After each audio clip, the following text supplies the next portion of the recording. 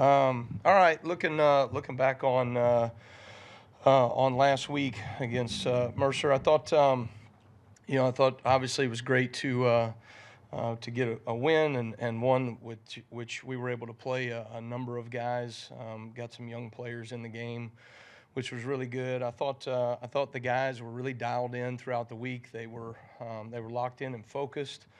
I thought early in the game, I thought there was some inconsistency. I thought we gave up too many yards in the first half, more than we had given up in some SEC games. And so that was something that we really challenged our guys in the second half to respond and become more consistent. And what was exciting about that was, even with some younger players playing in the game, we played with a lot more consistency. The end of the second half, or excuse me, the end of the first half, and then the rest of the game in the second half, I thought we played pretty consistent football. We are continuing to take the ball away from people. There's a sense of urgency from our guys to do that. There's an effort that you see play in and play out of our guys trying to take the ball away. Obviously, the takeaways themselves, the forced fumbles, the interceptions is what everybody else sees. But when you go back and you watch the film, there were numerous times where our guys are trying to take the ball off of them, and it's just a matter of time before, on any given play, you can create a takeaway. And so I think our guys have to continue to do that. I think that's become a huge piece of our identity as a football team. We're taking the ball away from people. We're turning those takeaways into touchdowns, and that has to continue. So going into to this week, this is certainly an exciting environment that we're going into play in Norman, Oklahoma. A very proud program who's entering the SEC obviously this year, and is going to fight. I think they've had some ups and downs, but I think they've fought really hard as a football team, and they've got a quarterback that to me is very talented, can make all the throws. Does some things with his feet that obviously has kept them in position to move the chains. He does a really good job in some of their zone read game and all the different quarterback option concepts that they have. Does a nice job delivering the ball, can make all the throws across the board. I think they run the ball hard out of the backfield. And then they've got some guys that are coming back in their wide receiver core that are pretty dynamic. And when they were healthy at the beginning of the year, they were doing some really special things, and you're starting to see those guys back and playing now. So it'll be a great challenge for us, again, going on the road. Certainly what we were able to do the last time on the road, I think our players have understood, what it takes to go have a sense of urgency, to go play well on the road. And so that needs to show up this Saturday night. So looking forward to the week of preparation and prepare our guys to maximize their opportunity in Norman. Yeah, you're third in the country right now in takeaways with 24. What culture-wise did you try to instill and that you really feel has, locked in by now for these guys to really be getting takeaways? Yeah. My dad taught me this years ago. I mean, takeaways, it's almost like muscle memory. You have to continue to preach it. You have to continue to drill it. You talk about it before we go out to a scout team period. When we start every practice, we start a takeaway circuit. And that started from spring ball to fall camp to every day we go out there on Tuesday and Wednesday in practice. We have 6 different drills that our guys go through that emphasize of creating interceptions, punching at the ball, raking at the quarterback, a number of different areas where you can take the ball away from an offense. And what happens is all of a sudden you do those drills day in and day out, and then you go to scout team periods and you say, okay, this period right here, we're not going to work on tackling, we're going to work on punching the ball out. So I don't want to see any wrap-ups. All I want to see is you punching the ball out. And all of a sudden it becomes muscle memory on game day. So when Damani Jackson comes off the edge in a corner fire, he thinks, okay, I have a chance to be able to knock this ball out. Well, that's the exact same drill that he's been doing for 9 months now, is punching the ball in that exact moment. It's just now becoming muscle memory for him. So those are the things that are exciting, and certainly, like I said, it's becoming an identity of who we are as a team, and so that has to continue moving forward. Let's go to Colin on the left. Hey, Kane, I know he's been in the starting position for a couple of weeks now, but how have you seen Bray Hubbard kind of take on that leadership role at the safety position in absence of Keon? Well, I think probably what's most impressive about Bray is that his level of preparation has not changed now that he is the starter from when he was backup for Keon Sabb. And so when the opportunity came, Bray was so locked in every single week and prepared like he was a starter, did a great job of communicating even with that second group of twos in practice every single day, and really was probably some of the glue that held some of those young DBs together, that when his opportunity came, he was ready for it. And so he's playing at a really high level because he's prepared at a really high level all season long. And so that's probably one of the things I'm most pleased and impressed with Bray. You know, he's a natural playmaker. He's got great instincts on the ball.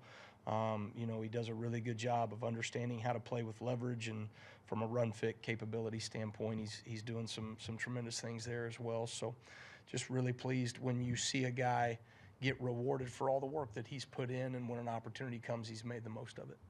Let's go to Emily Grace in the middle of the room there. Coach, prior to Saturday's game, I saw you encouraging Jaylen Moro, and we often see you two exchanging some words on the sidelines. How would you describe your relationship with him?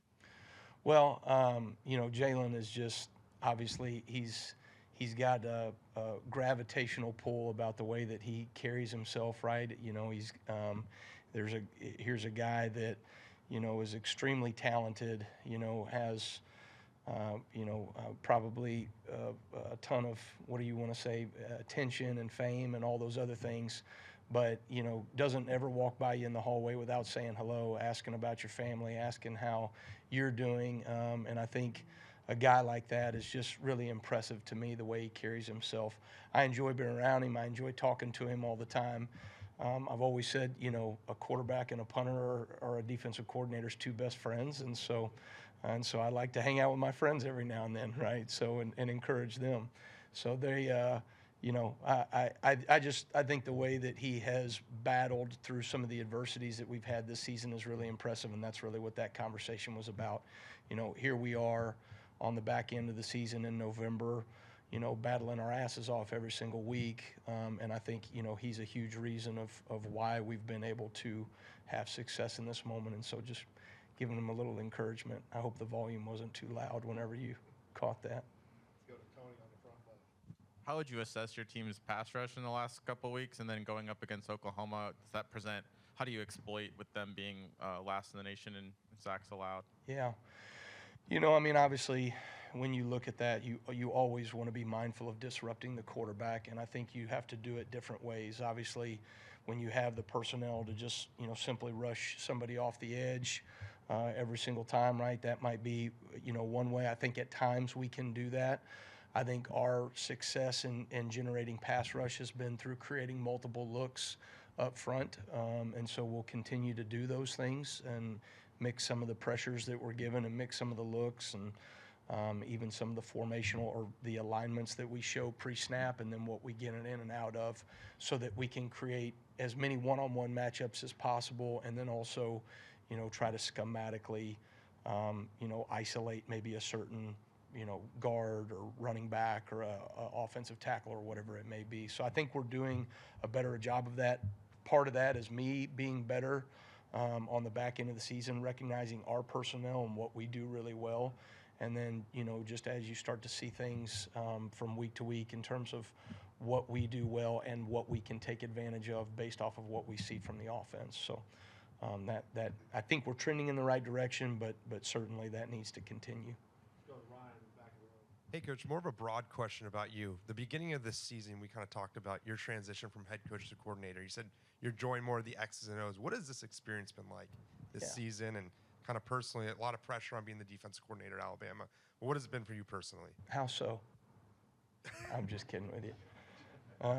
I think you know, this has been it's a very different role than being a head coach, and you know, part of me leaving a head coaching job is because I trusted the guy that was going to be in the role of the head coaching position, and you know, Kalen, just to watch him and see the way that he has navigated this team throughout our first year.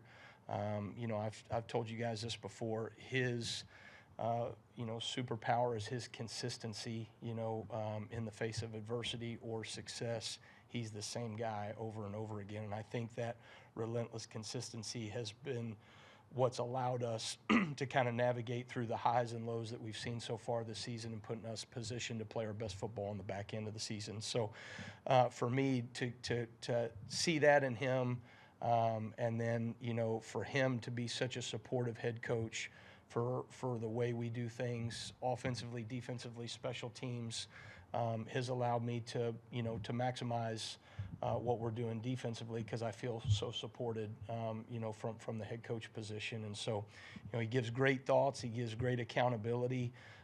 We trust each other, you know what I mean? So we can say whatever needs to be said, and he does a tremendous job in that regard.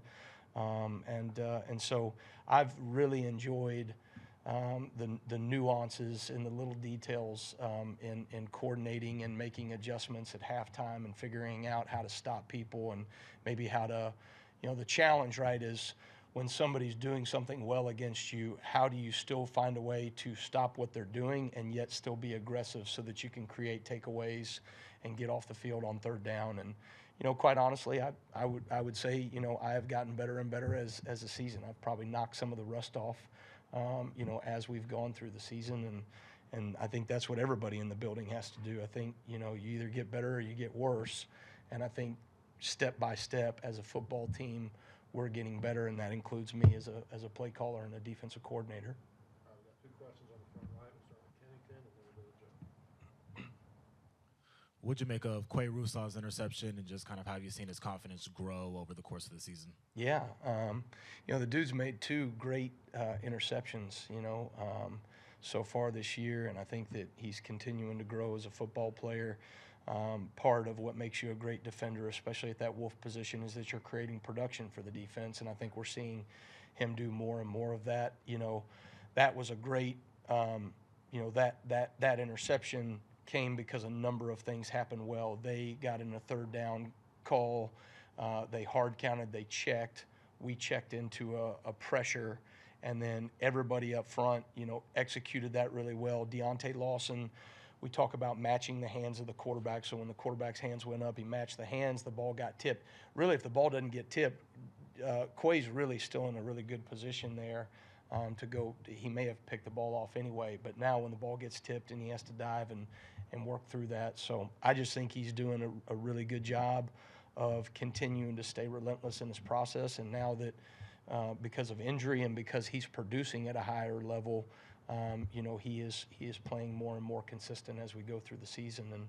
And certainly, you know, when you think about some of the things that have happened in that room, and we've got a couple of guys that were down, I mean, he's stepping up at the right time.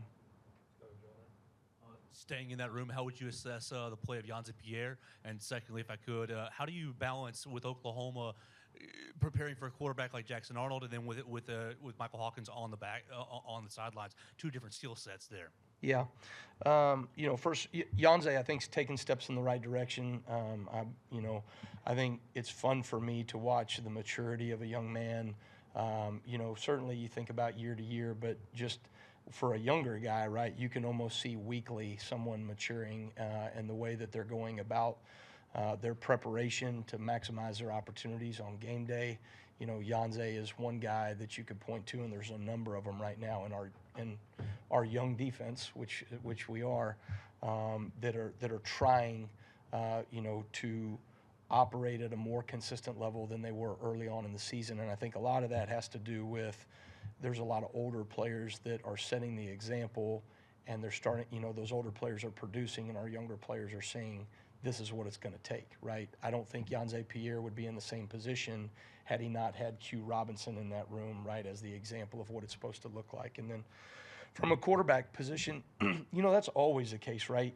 You every single week, if you're doing your due diligence as a defensive staff, you go, what is this team's identity? What do they want to get done from the quarterback position, and who do they want to feature from a skill position standpoint? And then if they have another quarterback that comes in the game, what are your answers going to be? And so you're either working those things and maximizing, you know, your opportunities if that happens, or you don't, right? And so that's something that every single week we're going to look at and try to do. I do think there's a lot of similarities in what they ask those guys to do. You know, skill set wise, there might be some nuances there, but for us, you know, I don't know if it is completely different from one guy to the next in terms of what they were asking those guys to do schematically. So it'll be a challenge, though. I mean, I think this team. You know, when you're playing a night game in your home stadium against Alabama, we're going to get every bit of their best effort. You know what I mean? And that to me is the, you know, regardless of who you're playing. I use the example of our guys. You know, the last 3 weeks, okay, you went up against 3 top 25 teams, right, and some really good offenses, and you gave up more yards against Mercer than you did against those 3 teams. So what matters is your ability to, you know, to be able to play with a sense of urgency in the moment, right, and not wait around, but to do it from the first play to the second play to the last play of the game. And I think we're learning those things as a team. All right, we're going to finish up with Chase on the far left. At inside linebacker, we occasionally see the sub-package with Lawson and Campbell and Jefferson all on the field together, usually with Jefferson on an edge. What does it bring to the defense when those 3 are in there at the same time? Yeah. Well, you know, again, all those guys are older, more experienced guys. And so certainly, you know, there's a level of experience that, you know, that those guys carry together athletically from a linebacker standpoint. Those 3 dudes are, you know, they can make space tackles. They can do things. They can blitz off the edge. They can blitz up the middle. They can, you know, play zone coverage. We can ask them to play man coverage on backs and tight ends and occasionally even receivers and with help, but they can do those things, right? So their skill set allows us to do a lot of things schematically, and those guys can cover a lot of grass and space. So it's, you know, an advantage to us to be able to have three of those guys on the field. And then I would say from the other side, you know, Jahad Campbell and what he does from a pass rush standpoint. You know, we put him at the defensive end position the other day. He goes in and gets the only sack that we came up with of the day, right? So those are the things that, you know, that we've got to continue to utilize our personnel because, you know, quite honestly, right, you know, just like everybody in the country, right, everybody's a little more thin at the end of the season. And so you got to find creative ways to get, you know, your personnel in position, you know, to maximize value for your defense. And so I think getting those 3 guys on there does that.